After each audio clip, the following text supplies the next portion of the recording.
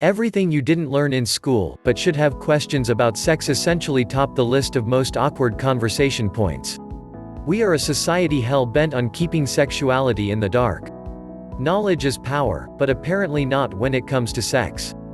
This is one of the biggest problems in our society because we don't have healthy, open, and non-judgmental discussions about sex. Not discussing sex makes it seem shameful, dirty, and taboo, Dr. Christy Overstreet, a clinical sexologist and psychotherapist tells Healthline. Many people are uncomfortable having these discussions because of their own hang-ups, struggles with self-esteem, feelings of inadequacy, and fear of how they will be viewed by others. Luckily, we have answers to some of your most burning, puzzling questions. We've all been there. It's not like you learned this stuff in school. Here are some of the top sex questions you're too afraid to ask, answered. 1. Is the G-spot a real thing?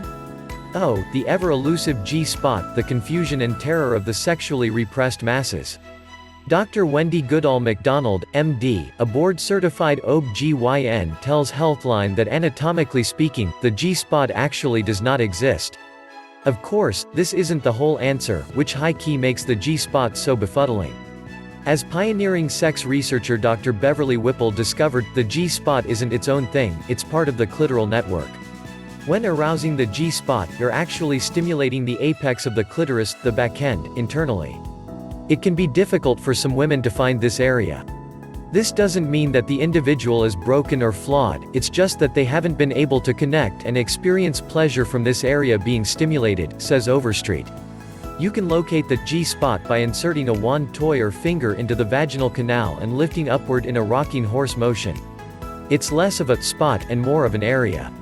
It's a patch of spongy tissue near the urethral sponge. For some people, it feels great to have this area stimulated, and for others, not so much. It's all about preference and self-exploration. 2. How do women have orgasms during sex? Much of orgasmic pleasure comes from the clitoris. We've got to stop putting so much pressure on women to come during penetration. The majority of women experience an orgasm through clitoral stimulation during sex. This is due to the number of nerve endings in the clitoral area. This stimulation, whether by hand, finger, or toy, can produce an orgasm during penetrative sex, Overstreet tells us. Every woman has unique experiences during sex. Some women can have orgasms through the G-spot alone, but most cannot. Some can have an orgasm with the G-spot. Some can have an orgasm through the movement of the clitoris during sex. Every woman is a little different. A little special, Goodall McDonald tells us. The key to pleasure? Knowing your body and being aware of what sensations feel good to you. 3.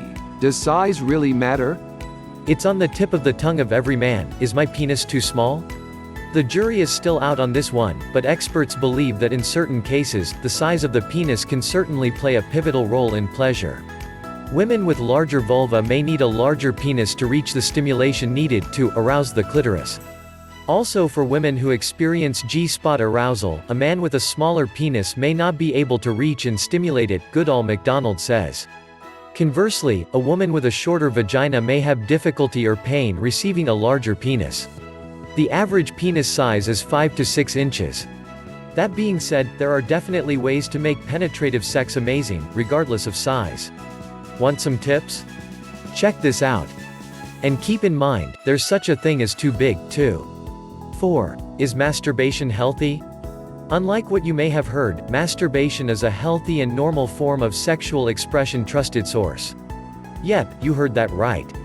It relieves stress and releases positive chemicals into the brain. Trusted source.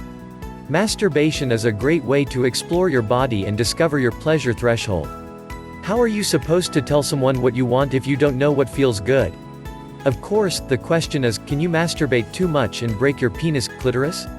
This is a myth. Overstreet says that it's about changing up your routine. If you begin to notice that you are losing sensitivity or feeling numb, you may want to take a break from the current way you are masturbating. If you always use a vibrator, then change it up and use your fingers or another toy. You can't masturbate too much, but changing your approach is a great way to experience a new sensation. 5. How deep is a vagina supposed to be? Many women are self-conscious about their vaginal canals. There's a lot of pressure to be tight, and an equal amount of pressure on men to be able to fill up the whole barrel. The vaginal canal varies in length, and when aroused, it can expand exponentially. This is why foreplay is so important for many women, especially when they have baseline shorter canals.